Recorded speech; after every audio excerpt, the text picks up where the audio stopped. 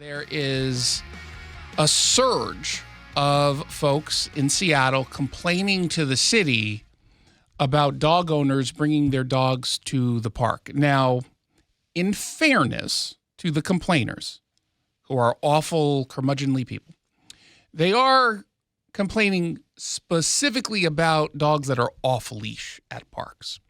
And they're arguing, according to the Seattle Times, that since the pandemic, more and more people are doing this, and it's making it impossible for them to use the parks.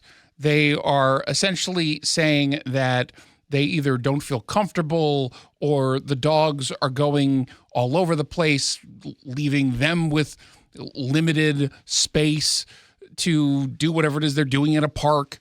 And the dog owners are saying, look, a lot of neighborhoods don't have dog parks. What do you want us to do? We can't keep the dogs cooped up in the house or an apartment that's really tiny. It's space for us as well. We get to bring dogs to our parks. There's no rule against that.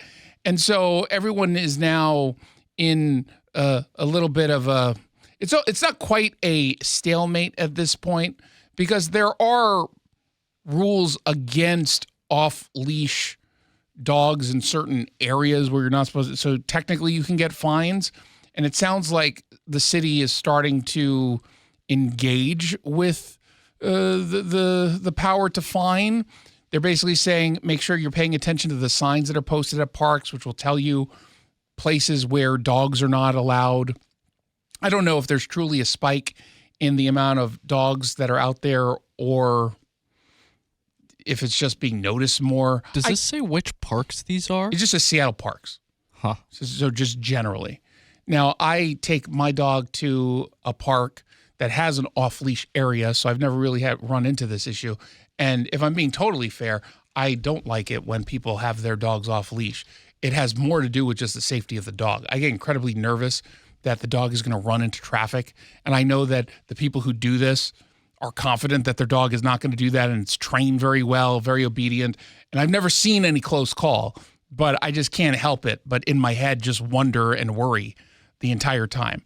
Other than that, as long as you're picking up after your dog, I really don't care. Now, as a dog owner, I suppose that's my bias. Do you have a dog? No. Okay. Do you care? No. I want Especially if it's like a big park. Like if I think about like Magnuson Park or Golden Gardens or down at Genesee, like these are all places where I have been like playing football out in the field and there's just kind of a dog running around the sidelines. That's not really something I have an issue with. They're dogs, they need to run. Now, usually when I say that there's been an increase in complaints and it's reported in like the Seattle Times, they'll talk about a surge. But when you look at the raw numbers, it'll be like it went from 7 complaints to 20 complaints. I'm like, well, okay. And the percentage-wise, I guess that's high. But okay, 20 complaints, it's not a big deal. No, it went from 604 to 1,100. And these are just trackable through the Find It, Fix It app, which the city puts out. And you can like report things that are like are broken or need to be cleaned up or whatever.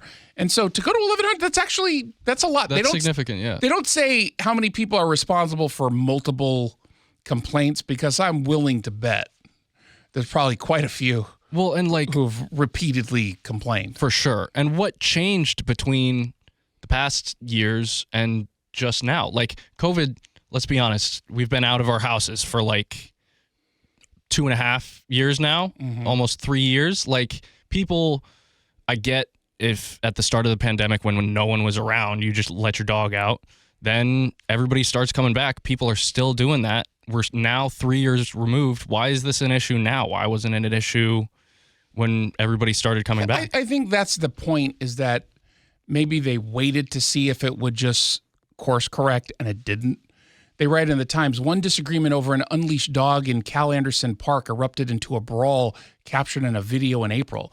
A group of people can be seen punching and kicking an individual on the ground, which police said began when an unleashed dog attempted to take a park goer's food. Dog owners at the park said 2 separate incidents in the past year resulted in one dog being kicked and another being pepper sprayed. Something tells me that the one who's pepper spraying a dog, and there's no doubt there are bad dog owners, But I don't know why. I just immediately get the instinct of this is just a person who looks at a one-legged pug and just thinks it's going to be vicious and kill him. And That's just somebody say, who no, left the house. I gotta pepper spray the one-legged and one-eyed pug because it poses a significant threat to my body. That guy left the house wanting to use his pepper spray. Yeah, that's my point. Is these are just crazy people. Here's the wonderful irony in all of this. I guarantee you that the people who are complaining about off-leash dogs at parks are the exact ones who said it was no big deal when the homeless took over every single park in the area. I guarantee you that it's in the same group of people who go, they're human beings and they just want to survive. Let them survive. It's like, okay, but now you're going to complain about some dogs? And again, I fully acknowledge there are some bad dog owners. However, my experience has been the bad dog owners generally don't let their dogs off leash and just do whatever. Like the people who do the off leash thing in non-off leash areas, their dogs are seemingly well behaved. Granted, just because I haven't experienced something that was negative doesn't mean it doesn't occur, but I'm willing to bet it's pretty rare. I'm willing to bet that. But I would never let D'Artagnan off. Did I tell you I have a dog? His name is D'Artagnan. You have a dog? Mm-hmm. He's a Malinois mix. He's adorable. Right now he's at daycare, and I was just looking at him on the webcam at the daycare. He seems happy. Does he go off leash? In the daycare park? No, just like generally. No, I will never take him off leash. What are you, nuts? I mean, unless I'm at an off leash park that's fully enclosed. Right. I do that all the time with him. He's been getting a little sassy rowdy lately. Mm-hmm. He's a little sassy. I will say this. He protected himself the other day. A dog was getting a little too aggressive, and the dog, in fairness, was wanting to play, but a little aggressive, and biting D'Artagnan's neck to try to get him to play in some sort of dominance.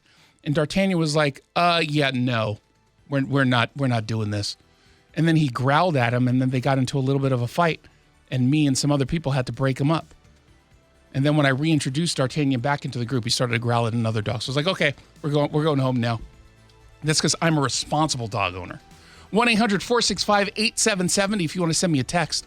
Or if you just want to send photos of your adorable dog. Only adorable dogs, though. Just because you think your dog is adorable doesn't mean he or she is adorable. So, ask around, make sure people say, yes, you can send this photo.